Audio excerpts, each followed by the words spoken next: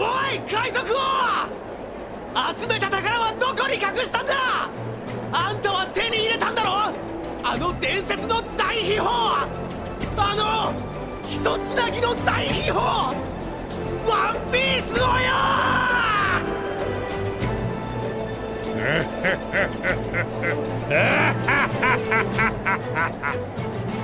俺の財宝か。欲しけりゃくれてやる。探せ。この世の全てをそこに置いてきた。Ok, on va parler de ce qui est selon moi la meilleure œuvre de divertissement réalisée en ce début de 21e siècle. Et oui, je pose ça là. Enfin bref, aujourd'hui la méthode s'attaque à un gros morceau, One Piece. Et pour fêter ça, musique. Un jour je serai le meilleur. Désolé, c'était trop tentant.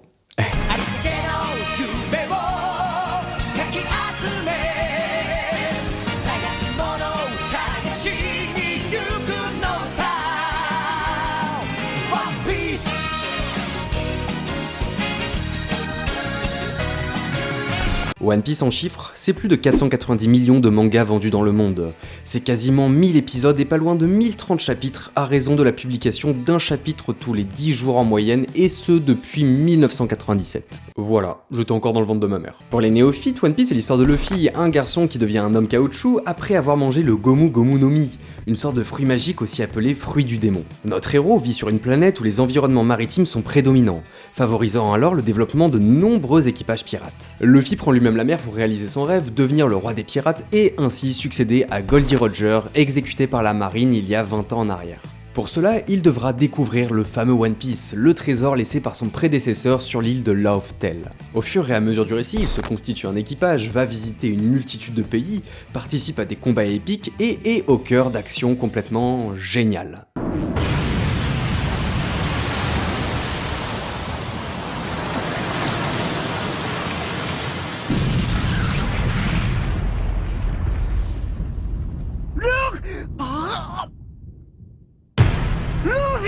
Les frissons!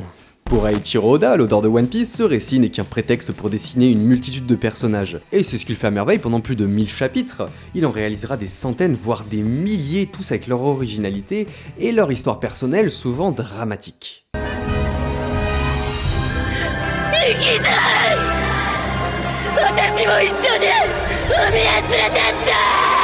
Les frissons! Dans One Piece, les personnages incarnent les rapports de force en vigueur et donc la géopolitique du manga. Effectivement, ces personnages complexes et interdépendants cristallisent la richesse des relations internationales présentes dans l'œuvre. La marine, les empereurs, les Shichibukai, les révolutionnaires et surtout les équipages pirates, tous sont liés et déterminent la continuité du récit. Et ce qui nous intéresse dans ce troisième épisode de la méthode, c'est de mobiliser des outils utilisés dans les sciences sociales, notamment l'école des relations internationales, pour analyser ces rapports de force. Et effectivement, la construction des interactions opérées par Eiichiro Oda est si qualitative qu'il faut utiliser la recherche universitaire pour les comprendre et ainsi faire des biais avec notre réalité. Peut-on comparer les relations internationales de One Piece avec celles de notre monde ?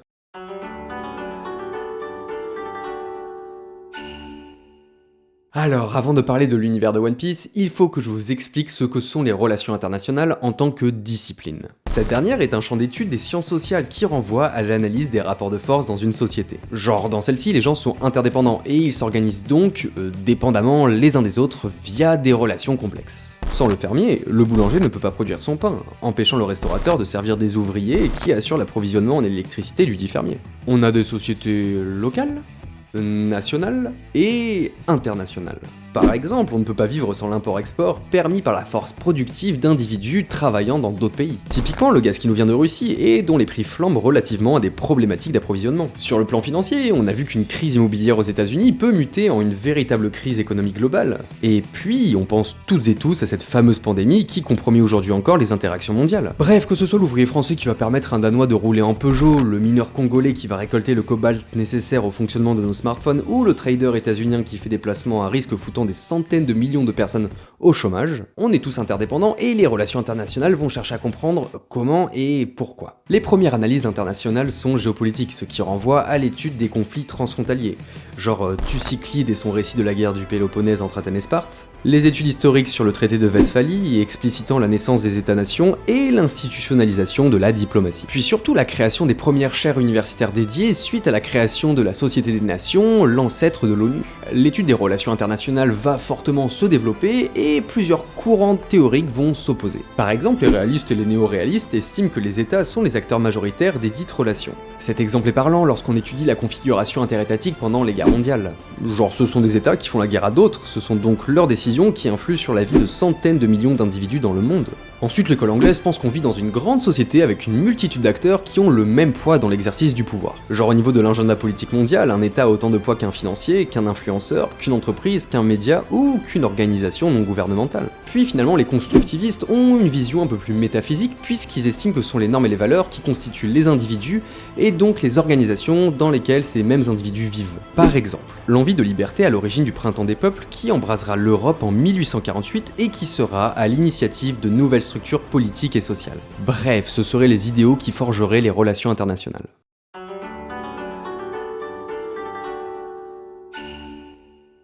Comme expliqué précédemment, l'intrigue de One Piece prend place sur une planète où la mer est omniprésente. Ce monde est divisé en 8 régions, Red Line qui est le seul continent de cette planète.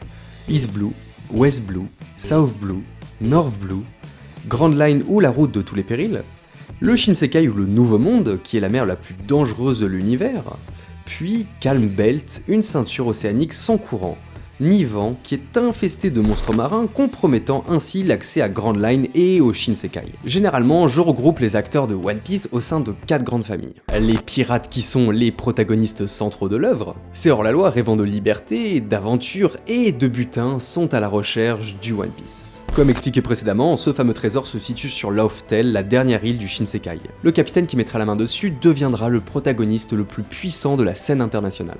Dans One Piece, les équipages pirates peuvent être de vraies structures organisationnelles qui exercent le pouvoir à la manière d'un État. Les plus influents ont des pays entiers sous leur domination et exercent des fonctions régaliennes comme la fiscalité et la coercition via des forces armées. On pense évidemment aux Yonko, les 4 empereurs qui règnent sur le Shinsekai. Ensuite, le gouvernement mondial est certainement l'organisation la plus tentaculaire de l'œuvre. Elle tend d'imposer son homogénéité sur le monde, notamment en traquant les pirates via sa force armée représentée par la marine, puis via sa force spéciale incarnée par le Cypher Pole. Ces entités qui détiennent le monopole de la violence légitime sont supervisées par le commandant en chef Kong, lui-même sous l'autorité du Conseil des 5 dirigé par le mystérieux In. Énormément de mystères entourent cette institution. On sait qu'elle se situe à Marie-Joie, sur le continent Red Line à l'interstice des océans, qu'elle protège les dragons célestes, une sorte de caste de nobles ultra privilégiés capable d'une cruauté sans nom. Tu ne mérites pas de vivre, tu entends ? Auparavant, le gouvernement mondial était assisté par l'ordre des Shishibukai, les 7 capitaines corsaires, un groupe de pirates très puissants dont les exactions étaient ignorées en échange de leur coopération. Mais le gouvernement mondial tente surtout de dissimuler un siècle oublié de l'histoire qui aurait profondément changé la face du monde. Et sans concrètement connaître sa nature, le fameux One Piece incarnerait une révélation relativement à ce mystère. Puis, les révolutionnaires, dirigés par l'un des hommes les plus recherchés de One Piece, Monkey D. Dragon, le père de Luffy. Ce groupe a pour but de renverser la mainmise du gouvernement mondial sur le monde et a provoqué des révolutions dans de nombreux pays. Beaucoup de mystères planent encore autour de cette organisation, mais on devrait en savoir plus à l'occasion du prochain arc sur le sauvetage de Sabo. Enfin, les pays indépendants. Une majorité des pays de l'univers de One Piece sont sous la domination du gouvernement mondial ou des 4 empereurs du Nouveau Monde. Cependant, certains pays arrivent à vivre affranchis de cette tutelle. Par exemple, Wano Kuni, ou le pays de Wa, était autrefois dirigé par l'emblématique shogun Oden Kozuki, l'un des personnages les plus puissants de l'œuvre.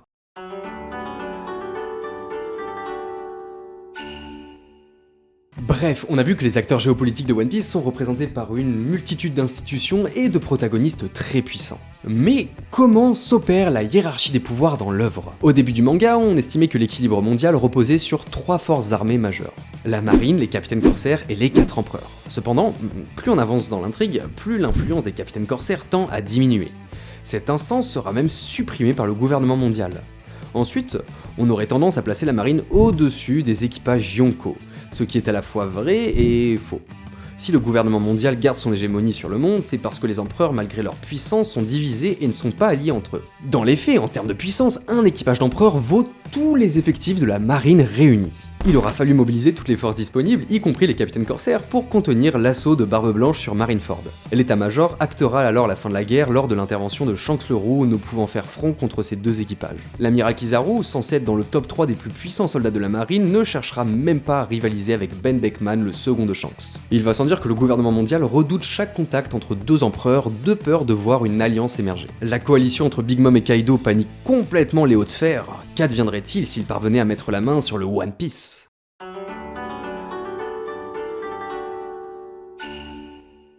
Quand on regarde l'agencement des pouvoirs dans l'œuvre, on sent qu'on est un peu loin de la configuration des relations internationales dans notre monde. Alors oui, chez nous aussi, on a des états peu puissants qui se retrouvent sous la coupe d'autres acteurs, mais cette domination n'est pas exercée par une puissance homogène du type gouvernement mondial. Genre un cas tout bête, le Japon se retrouve dans une situation géographique délicate, puisque le pays se situe entre la Chine, la Corée du Nord et la Russie qui sont toutes trois des puissances nucléaires. Pour se protéger, l'État nippon n'a d'autre choix que de s'allier avec les États-Unis, une autre superpuissance capable de rivaliser avec les trois précédentes. C'est d'ailleurs tout l'enjeu, et je dirais même la raison d'être de l'Union Européenne que de s'émanciper de l'influence de la Russie, de la Chine et des États-Unis pour se constituer en un socle puissant, gage d'indépendance et de souveraineté. Cette vision est d'ailleurs partagée par l'héritier des réalistes, les néo-réalistes, qui ne voient plus nécessairement les relations internationales par l'interaction de simples États, mais plus par celle de superpuissances. Si on transposait notre monde à celui de One Piece, on aurait genre une ONU ultra tyrannique et militarisée qui ferait la guerre contre des chefs de guerre très puissants. On serait donc tenté de faire une comparaison avec l'école anglaise des relations internationales, qui, je le rappelle, voit l'équilibre du monde à travers les interactions d'une multitude d'acteurs avec le même poids politique. Effectivement, on a des pirates, des révolutionnaires, une organisation internationale, des laboratoires scientifiques indépendants et un grand groupe médiatique très influent. Il nous manque juste des financiers véreux, et d'ailleurs peut-être que c'est le boss de fin. Pourtant, l'univers de One Piece se rapproche énormément de la vision réaliste et néo-réaliste des relations internationales. Pour eux, l'équilibre mondial repose sur la militarisation des États. Ces derniers sont en perpétuelle relation de conflit, mais la concurrence autour de l'armement va amener une certaine stabilité dans leurs interactions, puisque l'un ne va pas vouloir attaquer l'autre de peur de subir des représailles en conséquence. Vous l'avez bien compris, sur la planète Terre, l'arme nucléaire dissuade les superpuissances de se faire la guerre. Mais qu'adviendrait-il si l'être humain découvrait une arme encore plus destructrice ? Et ce schéma se transpose à One Piece. Alors certes, on n'a pas d'état dans leur conception traditionnelle qui sont capables de rivaliser avec une armée de révolutionnaires rigoureusement organisée, des équipages pirates surpuissants et une organisation internationale. Mais il y a quand même un équilibre des puissances cristallisé par la militarisation. Même si ces acteurs ne sont pas des entités étatiques comme sur Terre, ils cochent pourtant toutes les cases définitionnelles. Ce sont des organisations normées par des règles qui assurent l'exercice du pouvoir politique sur un ou des peuples. Pour ce, un État use du levier fiscal. On a l'exemple de Big Mom qui taxe littéralement de l'espérance de vie à ces sujets, puis il dispose d'une puissance militaire possédant le monopole de la violence légitime. La marine est rigoureusement organisée, tout comme les révolutionnaires et les équipages Yonko hiérarchisés. Il gère d'ailleurs des structures industrielles et économiques. Par exemple, Big Mom et ses ministres possèdent des usines de sucre, puis Kaido a dévasté Wano Kuni pour implanter ses usines d'armement. D'ailleurs, en parlant de cette fameuse course à l'armement, toutes les puissances tentent de gagner en force militaire pour asseoir leur domination. Une théorie voudrait que le fameux One Piece soit une arme antique permettant au roi des pirates de dégommer Marie-Joie pour anéantir le gouvernement mondial et unir les mers du monde entier. One Piece et l'école anglaise, c'est aussi et surtout le réalisme et le néo-réalisme, mais pas que. Les relations internationales du manga se traduisent aussi par une perpétuelle lutte des classes qui se traduit par un conflit entre dominants et dominés. On a évidemment le combat des hommes poissons pour faire reconnaître leurs droits, car discriminés par les humains pour leur appartenance ethnique. Ce qui constitue un véritable parallélisme avec les luttes raciales prenant leurs racines dans la déportation des esclaves africains et le génocide des natifs américains, puis après avec la colonisation de l'Afrique et de l'Asie. Mais la lutte la plus importante, c'est certainement celle représentée par l'opposition entre la marine et l'armée des révolutionnaires dont les idéaux sont partagés par beaucoup de pirates. Le manga converge d'ailleurs vers une alliance entre pirates et révolutionnaires pour défaire l'ordre mondial qui protège ces ultra privilégiés, les dragons célestes. Et là aussi je suis tenté de faire un parallélisme avec notre monde. L'augmentation généralisée des dividendes dans la bulle financière au détriment des revenus des individus dépendants de l'économie réelle contribue à creuser les inégalités sociales amenant à des mouvements de contestation populaire comme les gilets jaunes en France. chez nous comme en Équateur, l'augmentation du prix de l'essence a mis le feu aux poudres. Au Chili, ça concernait le prix du métro. Au Liban, on a eu des protestations contre une taxe sur les appels WhatsApp, puis au Soudan, le peuple s'était levé face à une augmentation du prix du pain. Cette vision conflictuelle dichotomique, genre il y a deux camps qui s'opposent, est partagée par la vision marxiste des relations internationales, qui pense que les interactions de la société mondiale sont forgées par le rapport de force entre les forces impérialistes, ici la finance mondiale, et des peuples asservis qui perdent continuellement du pouvoir d'achat. Mais au-delà de cette vision manichéenne, l'essence des personnages demeure leurs idées. Ce sont leurs convictions qui déterminent qui ils sont et donc leur comportement. L'envie de liberté a précipité la vague de piraterie, cette valeur est partagée par beaucoup de protagonistes et est à l'origine d'organisations très puissantes. C'est cette même envie de liberté qui va motiver les pirates à s'unir et à s'organiser en une coalition afin de s'évader d'Impel Down, une prison presque impossible à fuir. Ils vont mettre leurs différends de côté, les ennemis d'hier deviennent ainsi les alliés d'aujourd'hui et vont former une organisation capable d'influencer le déroulement d'une guerre. De l'autre côté, l'amour de la justice va réunir les grosses têtes de la marine, notamment le vice-amiral Monkey D. Garp, le grand-père de Luffy, et qui fut certainement le protagoniste le plus fort du monde à son apogée. Cependant, tous les militaires n'ont pas la même vision de la justice. Contrairement à Garp, Akainu, l'actuel amiral en chef, prône une justice radicale et expéditive. Pour celle-ci, il n'hésitera pas à massacrer les civils d'Ohara afin d'éviter que des archéologues ciblés par une opération militaire ne s'enfuient. Ces divergences de valeurs peuvent ébranler les institutions phares de la scène géopolitique. Garp a failli massacrer Akainu lors de la guerre de Marineford. D'ailleurs, c'est toujours ce même Garp qui s'est allié avec le roi des pirates, Goldie Roger, pour défaire l'équipage le plus puissant du monde, celui du sinistre Rox Dick Zebek à la bataille de God Valley, ébranlant fortement la configuration géopolitique du manga. Bien qu'ennemis, le héros de la marine et le roi des pirates ont uni leurs forces car ils partageaient les mêmes valeurs. Et c'est pareil pour notre bonne vieille Terre. Dans les années 50 et 60, en pleine guerre froide, la course à l'espace bat son plein.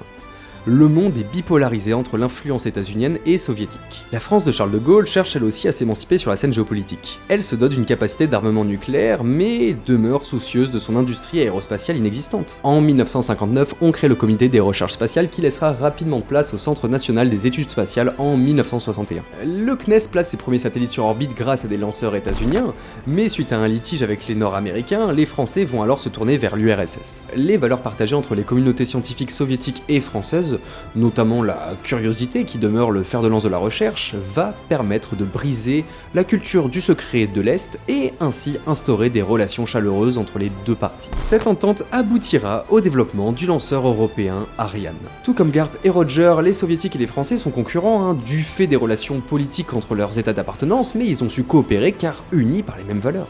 Ce qui permettra une prouesse scientifique et industrielle remettant en cause la configuration des forces géopolitiques dans la course à l'espace. Aujourd'hui, les scientifiques du monde entier collaborent entre eux car leurs projets et leurs rêves passent outre le réalisme diplomatique des États. Les gouvernants et leurs politiques vont et s'en vont, mais les rêves des scientifiques transmis d'une génération à une autre perdurent.